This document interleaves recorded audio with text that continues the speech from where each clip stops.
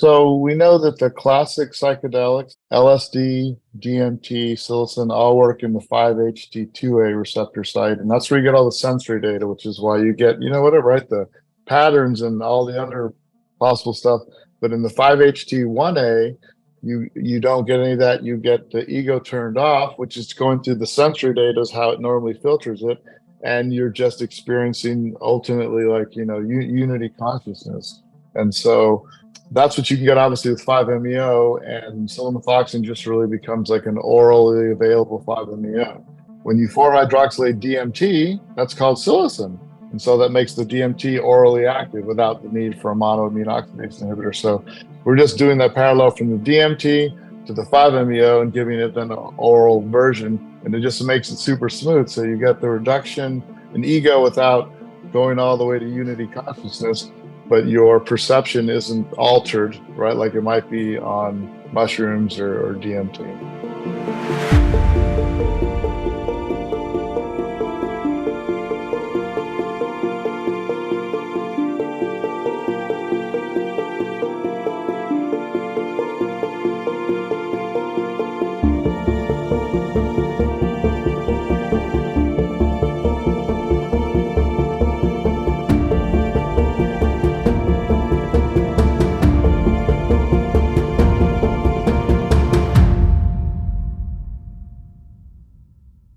Hi, everyone. Welcome to another episode of the Psychedelic Conversations. I have with me Ian Benouis.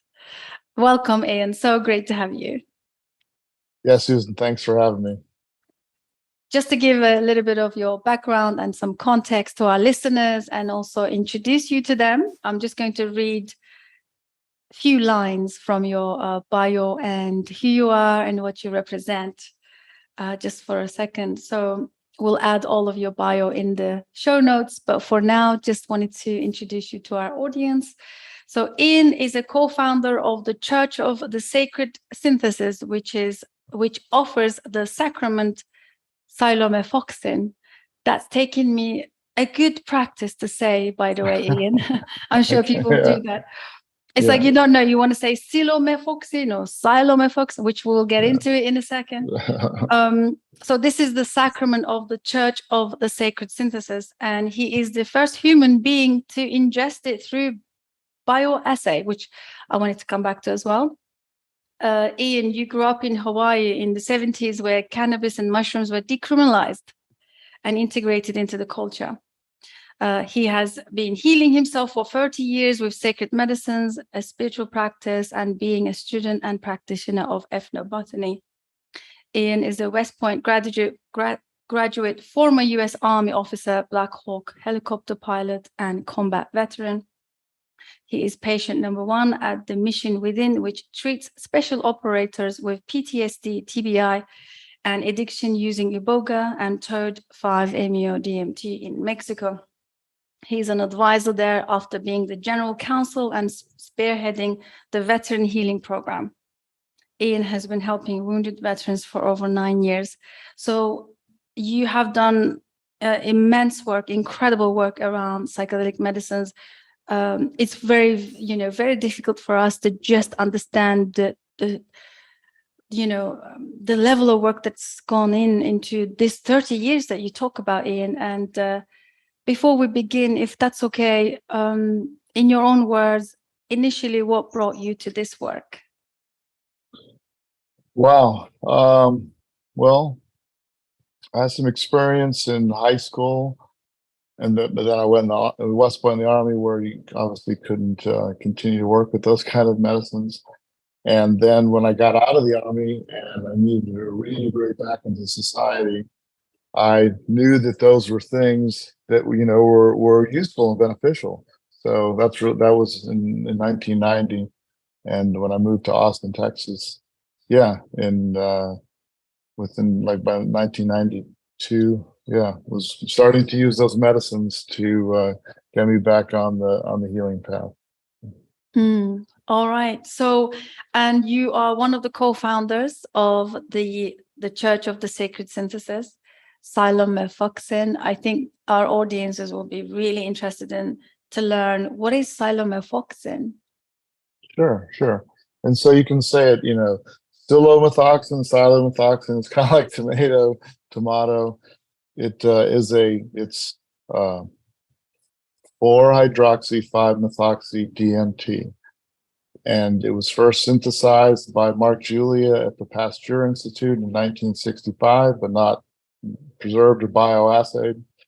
It was similar tryptamines were added to mushroom substrates by Joe Kingarch in the 90s, which they filed patents, and they made these new 4-hydroxylated substituted compounds. And then Sasha Shulgin was asked in 2005, why is this psilomethoxin not in your book? And he said, well, I'll give you even odds that if you put 5-MeO-DMT and mushroom spores on cow patties, that it'll make the substance. And so in that way, his, sort of offer, treasure map, whatever, was, enough for us to go like, well, to get oral 5-MeO-DMT, that sounds like the way to go versus trying to use a monoamine oxidase inhibitor like in ayahuasca. Wow. So this is a mushroom with the DMT. Mm. Well, so what it's doing is it's recognizing so if you feed mushrooms before they've made psilocin and psilocybin in the whole process, which is really mostly in the fruiting bodies, instead of making psilocin and psilocybin, they'll make this 4-hydroxylated version of it, aka psilomethoxin. So they recognize it as food in their biosynthetic pathway, and they just 4-hydroxylate it. Mushrooms are 4-hydroxylated THC, DPT, a bunch of different things. It's just people haven't really been focused on this way to do it. So. Yeah, Sasha Shogun was a genius, wasn't he? He had yes. A lot of his work is coming to the light more and more as we, move into the psychedelic renaissance. And for our listeners, if you guys don't know, Sasha Shogun, he's like the I always see him as the prodigy, of developing and creating new psychedelic, substances, and also trying them bravely. A lot of people wouldn't. Yeah. Amen. Yeah, that's the psychonaut part. Yeah, that's a real psychonaut right there. Yeah. Really using himself as a test subject to a lot of the things that he did. So mushrooms are so intelligent to be able to then utilize the DMT and then, just take it on. So what are the mechanisms of action? Do they still work? How do they work with the brain, the interaction and the body? Sure.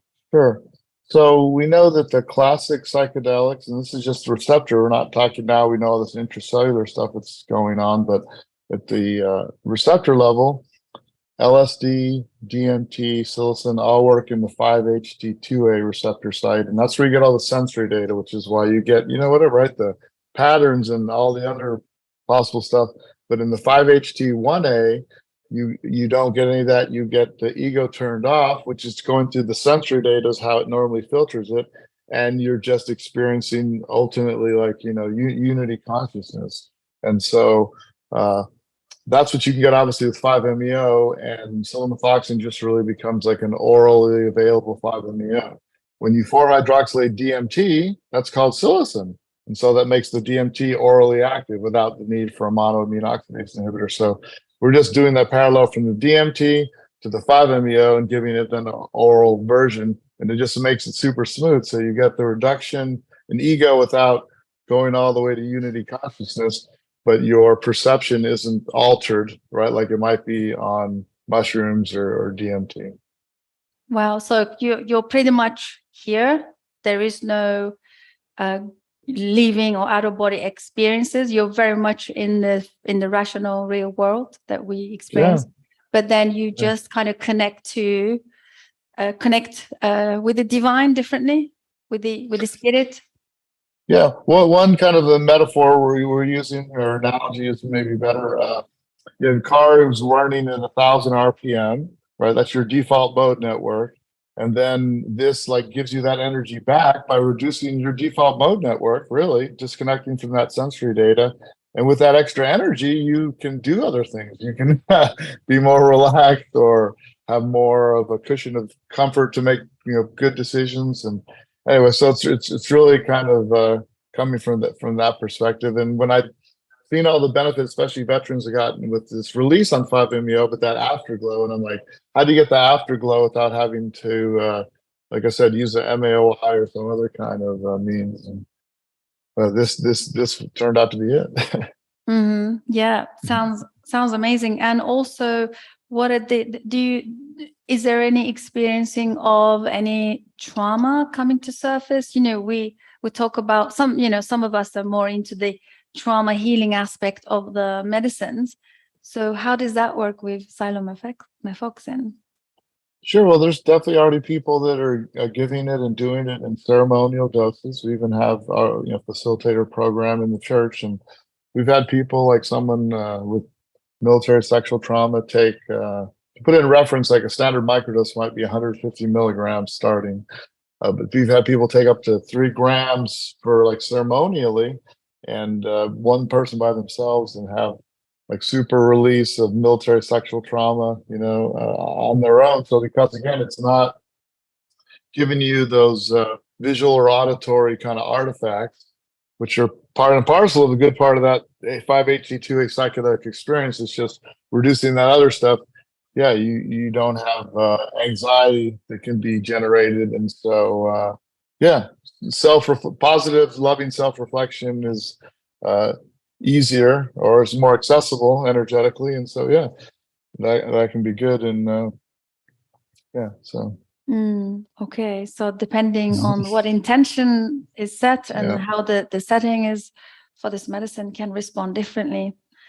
On your being the first human to ingest through bioassay, how does that work? What does that mean? Sure, it's just a bioassay means a human being taking it versus giving it to another animal. And Arthur Hepter, the person who discovered mescaline, that's what he did. Sasha Shulgin did that with MDMA, and Ken Nelson with the toe. They all tried it on themselves first, and Albert Hoffman. And so that's the more safe and responsible and ethical way to do it. And that's the caveman bioassay. That's what we did in the past before we had any of these high-speed tests. So we're still down with tests. We just want to make sure that the human aspect comes first, and that tells us it's ethical because we don't need to put any cruelty on any other creature, and we can then do it safely on ourselves and not try to then extrapolate what's going on in a rat head twitch right to what a human being has got going on. So was you worried? Did you have any sort of, was there any fear when you tried it? Well, I'm so glad that's your first person asking that question. So I knew that this had been done by Joe Kinkar to these other medicines. So when I have my friend do it, right, by adding the 5-MeO to the mushroom substrate water, my first thing was just histamine response. I'm like, okay, I'm just gonna take a little bit and let's just see if my lip starts to swell up or something like that, I'm gonna know immediately have a immune response to it. That didn't happen. So I'm like, okay. So then I took a little piece, and I felt a tiny little something. And I'm like, okay, so I was just checking in at that point on the dosage level. And the next day I took 300 milligrams. It was just a fruiting body at this point, and then definitely felt that. And then the next day I took 600 milligrams, and it already started sharing it, which we did a 5-day dieta with me and 2 other veterans and the wife, the girlfriend at the time. Yeah, we just worked with the sacrament for 5 days straight, and really to get a real feel on how it worked and how long it lasted and how strong it was and what the curves were. And well, that's very powerful to be again going into yourself. So now coming back to I'm very much aware, because we already met Greg Lake. Our audience know him and quite fan of Greg Lake, and he's also one of the co-founder, and you both are in sort of before advised people how to become a church, right? You also founded the law firm that helps people become a church, which is great in the US because you have this opportunity that you could become a church and have a sacrament through this organization. So coming together and creating this church. How is it going in general? Like, what is the mission here? What is the purpose? And also, who are the members generally? Yeah, sure. So let's see. I'm just going to maybe do from a history standpoint. That'll help tell it more easily. So this was November of 2021 is when I first took it. We did this dieta. Within a week after that, we knew this is something unique and special.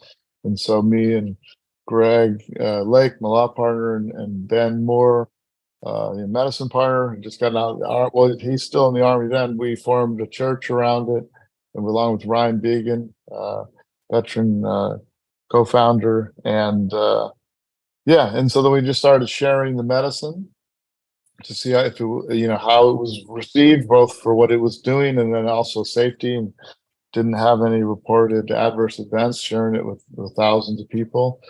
And then we basically, then we went kind of soft launch public and kind of came out, and now we're everybody knows about us in the psychedelic space, and we've got over 2,000 members, and we've got members all over the planet, all in different countries. And so the mission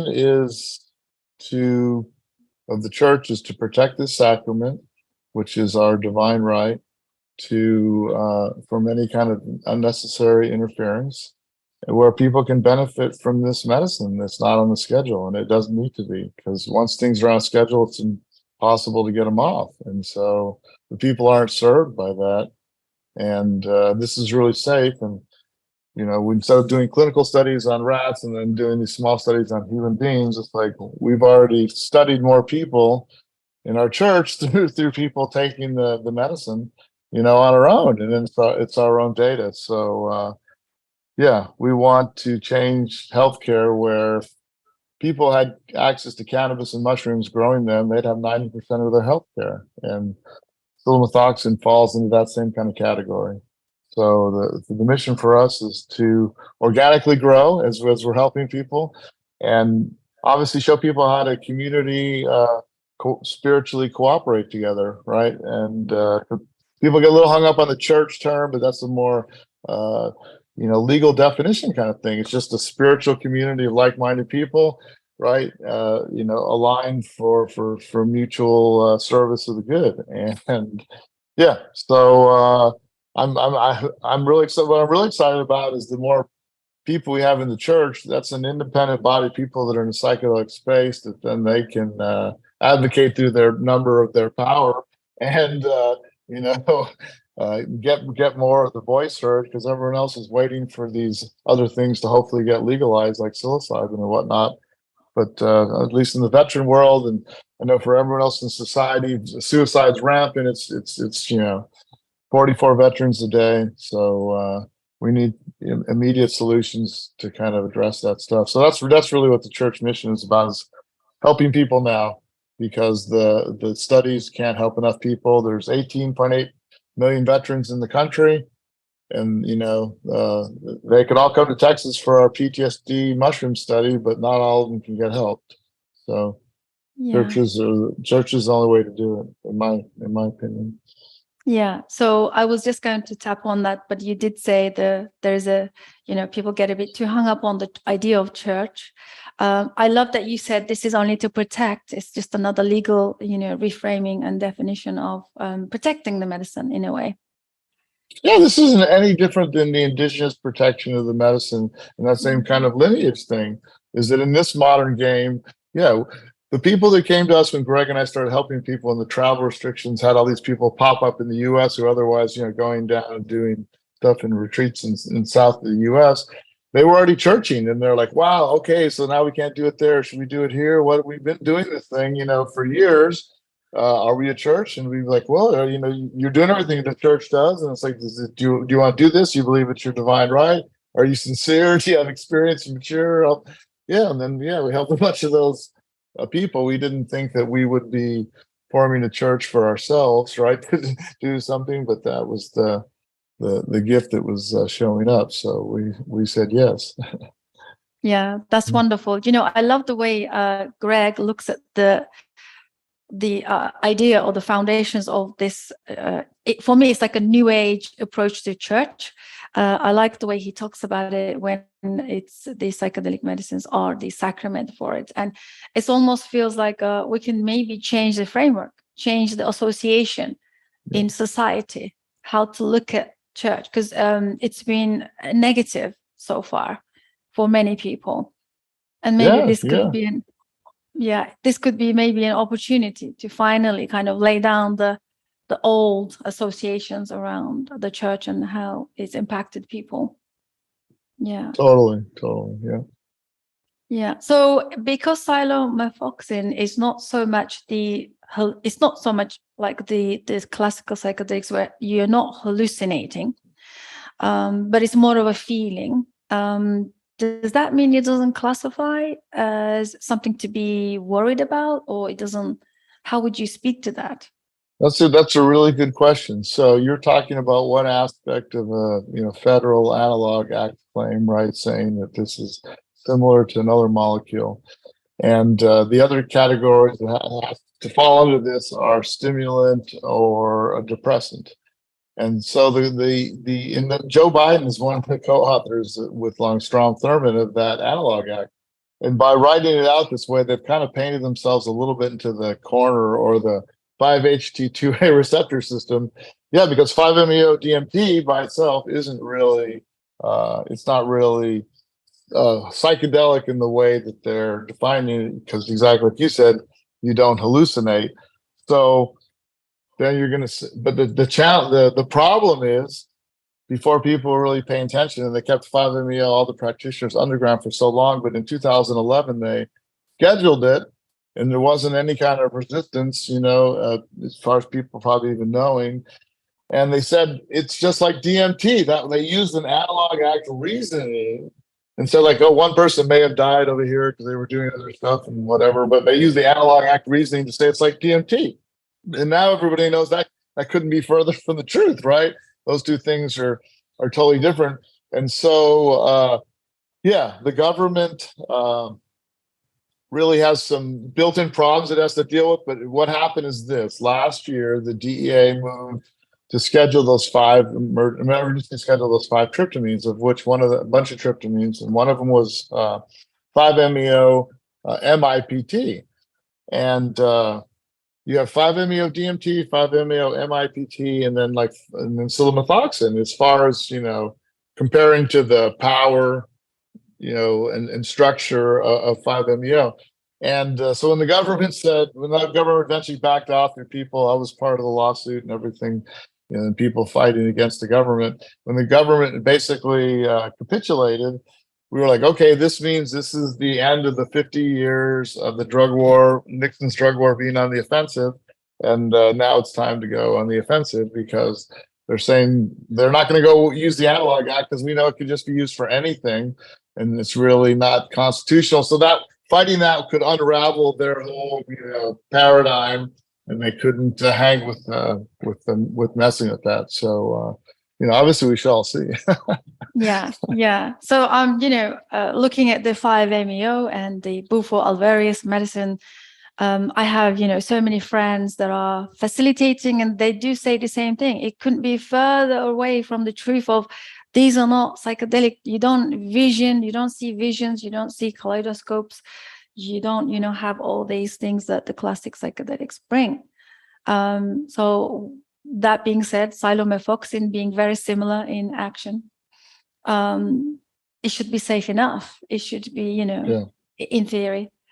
Okay. Yeah. Well, so the two things that help me remember, one is that to emergency schedule something, people have to be dying in the streets. Like people would be dying in the U.S. from these synthetic cannabinoids, K2 and spice, that came from Pfizer patents, and then they made the drugs overseas, and people were dying in droves in cities. And so that's obviously not happening with psilomethoxin. And so there's no emergency. That's really the only time they can make an emergency. So then they would just move to try to make, God forbid, make some move to try to schedule it. But we already have the observational anecdotal data inside the church. We've partnered with a research institution. We got the same Quantified Citizen has built an app for us to be able to capture that data. partner with the research university where we'll be able to do self-reported observational study data to just show both tolerability is a different way than like say safety, right? And then whatever efficacy people want to report. So yeah, that. So at that point, the government then really doesn't have what you'd say a compelling interest, right, to try to do anything. And then the more important thing is there's nothing that's happening that's bad, or wrong. It's quite the opposite. So we just want to keep on going in that direction. Yeah. So, Ian, how does the membership work? How can people, our listeners, can find you and find your church, and how do you become a member, and how does it work? Sure. So they would go to www.psilomethoxin.com, which is psilomethoxin.com. Psilomethoxin, psilomethoxin, and we've said all different versions of it, that's two and everything else. So yeah, they go there and then just submit the membership application, which is just a really short form saying, what's the reason you want to join the church, and you're asking questions about how you feel about what, our church is all about. And then people submit their applications, and if they're approved, then they're members, and then they can, like the Sunday services are for everyone, public can tune into, but they can access all the member-only based stuff, which is like private group on Facebook, Discord server, and then we do integration after the Sunday service. Then it's only members, and yeah. So and then we're building regional locations where people are self-organizing where they're at in and around the cities and areas, and we do a thing in Austin here that we've been Austin, Texas since last July. Every Friday we do microdosing where we gather together in the morning and around Austin these trails and take some of the sacrament and just walk out together in nature for a couple of hours. And yeah, let the nature be the container, let nature be the integration circle, let nature be the journaling, and let nature be the authentic relating, all that stuff, all at the same time. You know what I mean? And so yeah, we have a facilitator program where people that are qualified and have experience, like serving, UFO and whatnot, to be able to be facilitators with our medicine to give it more ceremonially, where people can go deeper, and yeah, and then regional coordinators where people are organizing, like I said, in different parts of the country. And let's see, I think that's that's about what I can bring to mind. Yeah, that's wonderful. Thanks for sharing that. I think as time passes, I'm sure it kind of organically things will structure. There will be more structure growing from this movement. I see it as a positive movement in society, especially helping veterans. Is there any sort of would you say, if there's anyone who's been refused up until now, like, is there any so I'm sure it's less than 1%. Yeah, that's handful of people. And it's really just we're not submitting enough information, right? Oh, okay. Yeah, it just asks you how you feel about things like entheogenic churches, because nobody wants to have anybody who's like, I'm not doing this, for the right reasons. So. Sure. Yeah, I understand. And again, coming back to, we over here in the UK, I'm also a very big advocate for communities. We are also in effort to build communities because, as you said, community is the container for us. Nature is the container. I love that. Nature being the container. Connections. I think I understand what you're saying. The sacrament then responds very differently when we come together in community, and with that intention. Sometimes I think most of our mental health issues and some of these challenges that on the rise right now is because people are so isolated. People are alone, and they're kind of suffering in silence, right? Yeah, people need social cohesion. For us as these like complex, warm-blooded mammals, right? We can deal with higher levels of stress, but we need to be connected to each other. And COVID totally showed that. And so, yeah. So. Yeah, great. So again, coming back to your work with the church and the veterans. So since you're in the space for a long time, I'm sure you've seen lots of waves coming and going and trends happening. What are you seeing right now around the work with the veterans, and what is most urgent and critical that we could all look into, because you have the most experience from your perspective? What would be the most critical thing that we need to do, all of us right now, to support this? Wow. So that's a really deep question. Well, I think the most important thing is to get people access to the medicines. It's not practical for people to go to Mexico, Costa Rica, Peru, for everyone to go do that. We already know that. And so that means we have to do it ourselves, because right now I've been in advocacy for a long time and I haven't, stopped with it. That's like the super long game, all this political stuff with the laws. And we're taught in the military that you don't have to obey an illegal order, and people have really forgotten about their, civic duty and rights to be able to do that. So the church is the way to do that. This isn't some loophole. This isn't some gray area. It's very clear. You can have your sacrament in the United States, and everyone thinks that having a lineage is like the perfect homework assignment, but that's not necessarily the case. It's just what those cases that have won were good cases, for a reason. And so, yeah, so I think that we're just reminding everybody that there's a reason it's called the First Amendment. And in Texas, anyway, this is a fact. As of the 2010 census, there were 15 million churches for 30 million Texans now.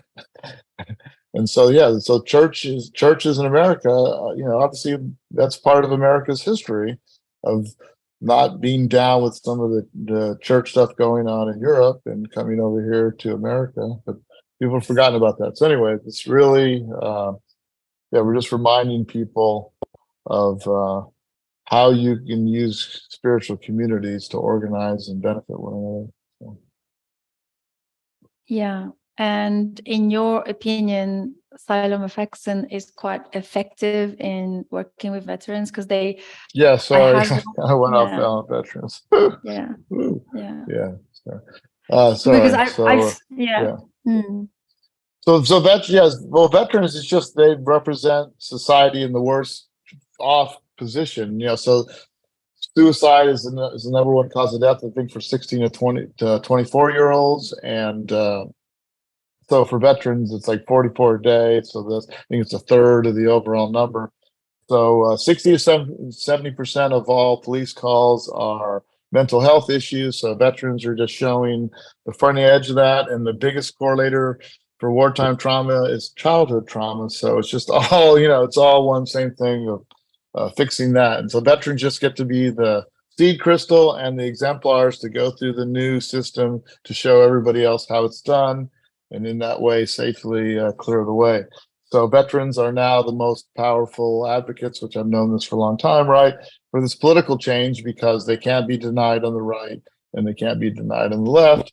And their personal stories, because they're just regular Americans, right? They became, veterans, and everyone can somehow find some mirrorship or relation to. And so, yeah, that's what veterans are getting to do. I'm doing that same thing. My exemplarship, these plant medicines have saved my life, and of course, everyone should have access to them because they can grow them in their backyard, and that's what I really I don't want to say I'm fighting for, because I'm not having to fight, but that's what I know is going to happen. So.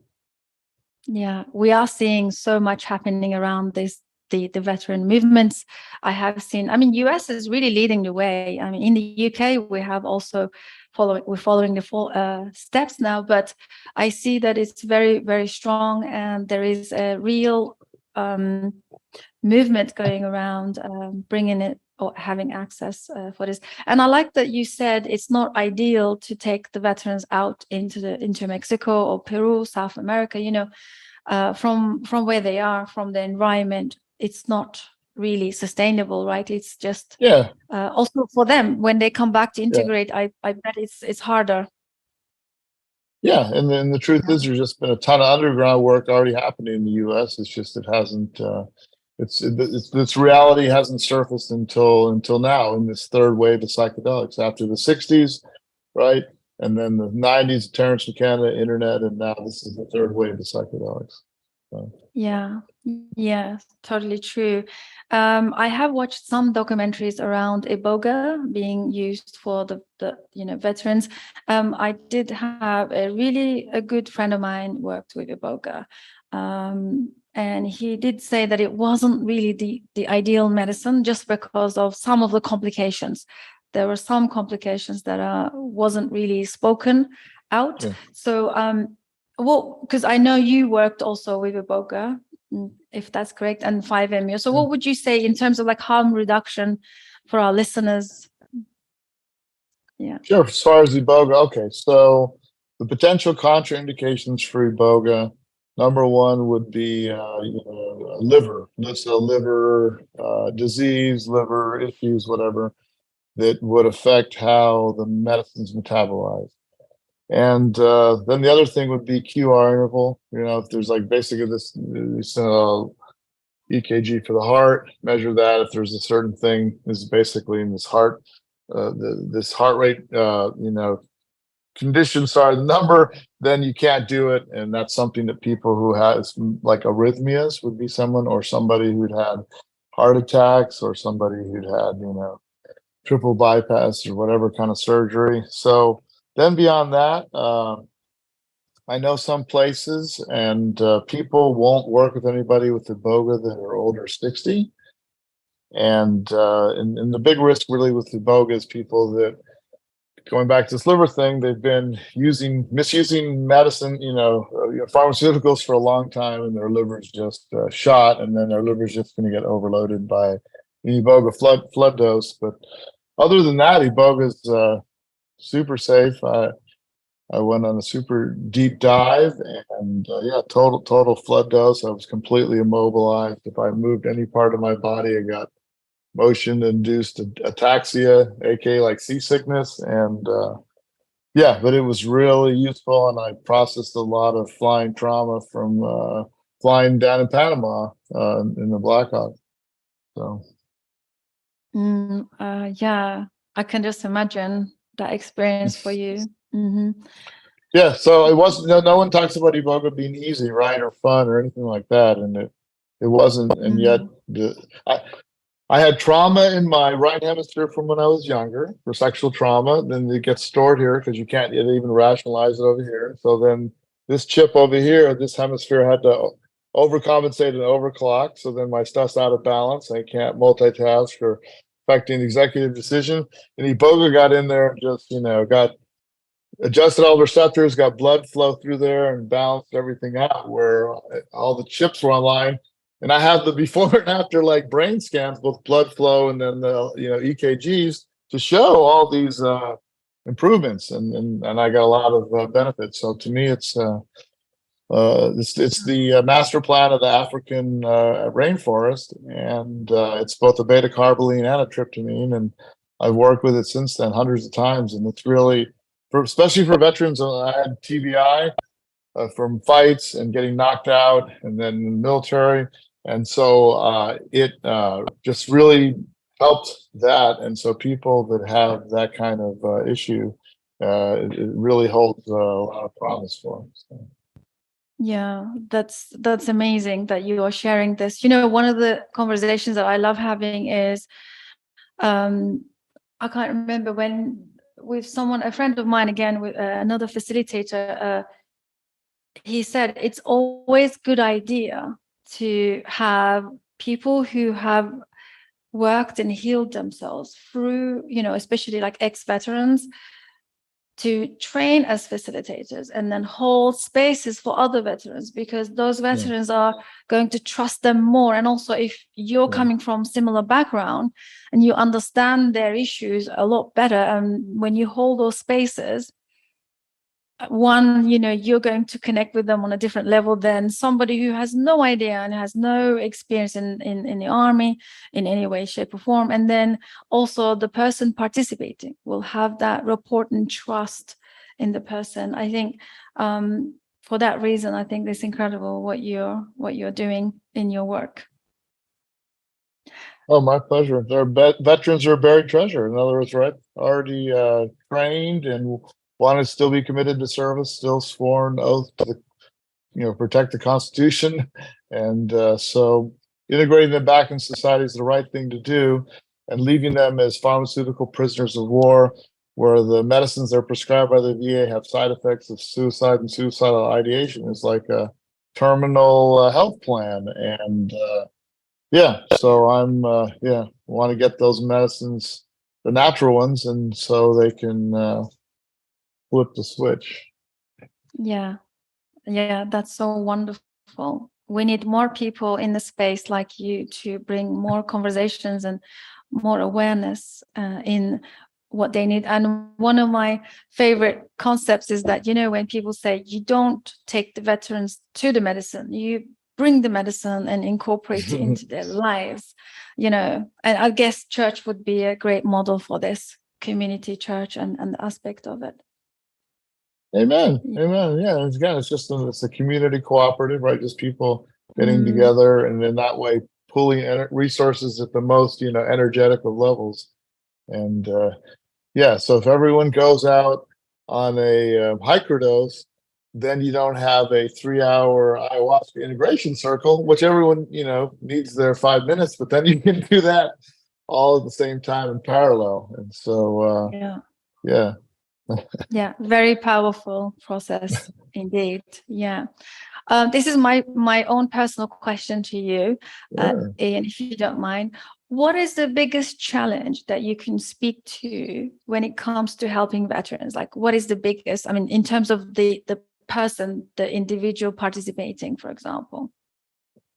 It's really just what you already said. It's someone else who's also a veteran, who's in a role where they're exemplar shipping the medicine through taking it and working on themselves and being better. And then other people go like, hey, how do I do that? And you're a veteran too, so you can understand some of the specific particular issues that I have, right? Just based on my experience. And it's like, yeah, bingo. So then they can kind of check that box, but that other stuff is otherwise potentially a big obstacle, really, like to try to spend the effort to try to translate all that, right, and convey it.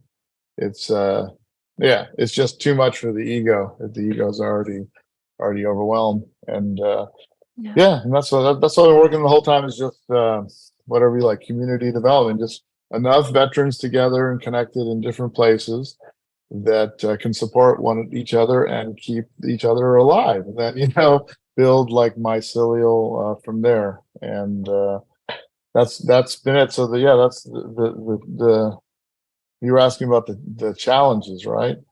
Well, I think it's just access to the medicine. So I have a veteran friend who's gone to ayahuasca with my church over 120 times, 120 ceremonies, and all here in the United States. So so the point being is people are already doing it. It's just can we come above ground and do it openly? And that's what the Church of Sacred Synthesis with Psilomethoxin is being able to do and given the gift to do, is to share that responsibly. And then we don't have to have the government trying to take it away from us. We can just get out of their business. And then if they say, wow, if you can do this, why are we messing, trying to maybe schedule other things, or why do we have these things that need to come off? Why are they still on there? And I think cannabis is really let the cat out of the bag, because now with all these different cannabinoids that you can get from hemp, I don't see how they're ever going to stop it. So thanks for sharing that. I think Yeah, totally agree. More we speak about this, hopefully we get more information out and people will be more informed around this. So this is again my own personal curious question around this. What are your thoughts on the medical model and the way that it's been sort of kind of holding this whole space? Like right now we have this incredible force of, no, it has to be through the clinicians and the medical model, and there has to be all these synthetic, Yeah. Well, the medicines. medical model, it just costs a lot more because, you know, a third of it's overhead, a third of it's drugs, and then a third of it's surgery. So if you can cut out the surgery and the overhead, it's just drugs. So it's already a third less. Everyone goes to work to get a job to get health care, but for a third less, they can get it in their backyard by growing cannabis and mushrooms, and they don't need to go to work to do it. So that really is the most important thing. That's the only way people can make money again, is when they become farmers. And what you can't grow enough tomatoes to sell them to your friend in your backyard, but you can grow enough cannabis and mushrooms in your closet to be able to take care of a whole block. So that's what I think really needs to happen, is that then we have a right to barter, a right to trade, and we have a true right to try, because the medical model is killing everybody, the current medical model. And it's not even really healthcare, because it doesn't promote good health. And so, I think now if COVID showed everyone can work from home, which we kind of already knew that anyway. So if you can work from home, grow your mushrooms and your cannabis, why do you need to go into work? And if you it costs a whole lot less because you're not paying all that money for healthcare, right? You don't really need it. And then you have it for catastrophic, which for most people, God forbid, is having something with a car accident. And so people, what would people have to really worry about at that point? So that's the future I see. Yeah. Okay, great. Thanks for sharing. As we're coming to the end of our conversation, I would love to ask your current observations around where we headed in this psychedelic renaissance. What are your observations? As someone being in this for so long, right? You've been here for so long. So this is the third wave, and this is psychedelics going mainstream. And of course, capitalism's fine, and it's doing what it does, and that's tied into the medical model. So we're not trying to fight against the medical model. We're providing a more community-centered, organized, direct model of health, and it's like community bioassay in this kind of way. So I see more people taking back their own healthcare. There's 75 million people in America, 1/4 of the population, that are on SSRIs. And that's just not good for society. That just sounds kind of unhappy. And so,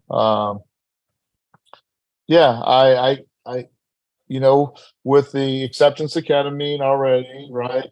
With the rollout of MDMA coming next year, and then psilocybin, maybe a year or two after that. This all seems for everybody kind of inevitable. And so that's what I see, a future where everything's, on the lowest part of the schedule and federally decriminalized.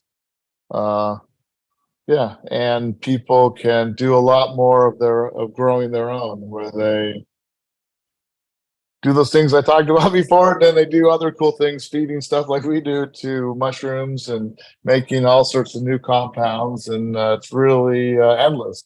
And we don't need a weight loss drug that they just came out with. We don't need that at all. It messes up your, microbiome and whatnot. We need to munch on more natural plant medicines. So So I think the money stuff's going to eventually what'll happen. It'll get bought out by big pharma, and big pharma will then slowly morph into big biotech, and then they'll try to control the genes, just like the patents on the biotech, and that's fine as long as they let us sell to each other, farmers market, trade barter, sell online, you feel me? Then that's fine. Then the people who want to go to the big corporate box can get it that way. There's nothing. And then the people who want to grow their own, just like cannabis, can do that, and keep it all inside the medicine circle. Yeah, having the choice for people. Yeah, People can that's choose. exactly. Yeah. And that's what I really love what you said, because that's what everyone talks about in the political side of right choice. That's actually what we're suggesting for people. Why shouldn't we have the choice for natural health care that's been tried and tested for, thousands, if not tens of thousands of years, and all of a sudden, because we can get these pharmaceuticals made out of oil that are bad for us, the natural medicines, we got to protect you from them. Yeah. No, that makes sense. Absolutely. Ian, thank you so much for your time, and I can't wait to be following your work and, of course, the Church of the Sacred Synthesis. As last words, what would you say to our listeners about your projects? What's coming? What should we be looking for? And follow you on what's been happening lately in your circle? Wow. So, how's this? We're gonna be at the MAPS conference in June in Denver, Colorado, where psychedelics have been decriminalized across the entire state. So it's gonna be it's gonna be the biggest psychedelic gathering on the planet, and we're gonna be there. And by then we're gonna have some super amazing, huge announcements about what we've been doing. Because I'll just say like this: the mushrooms and the plants and the toads, all those animals have been teaching us some really sacred synthesis. And so stay tuned. I'll say this. I'll finish with this. We have a big event here in Austin, kind of like a big birthday party, April 15th, called Entheogenesis, Womb of the Sacred Synthesis. We're going to have cloud people. We're going to have savage, equanimous. And we're going to have a whole day of workshops and classes and yoga and ecstatic dance and all that. So we really look forward to sharing our church in that way. And and then after that, we'll see everybody in Denver for the MAPS event. Yeah, that's an exciting event. I think a lot of people are really looking forward to meet in person and gather in person. Yeah, exactly. That's the fun part. Yeah, that's wonderful. So we'll add some of these information and links in the show notes. And all the best with everything, and hope to follow your work and have you back very soon. Thanks for being here. Thank you so much, Susan. Peace. Thank you. Thanks everyone for tuning in. Hope you guys enjoyed this conversation. Please do get in touch with myself or Ian. If you have anything to ask, comment, share your experience. And if you wanted to find out more about the church, do drop it in the comments. I'll see you guys on the next one. Bye for now.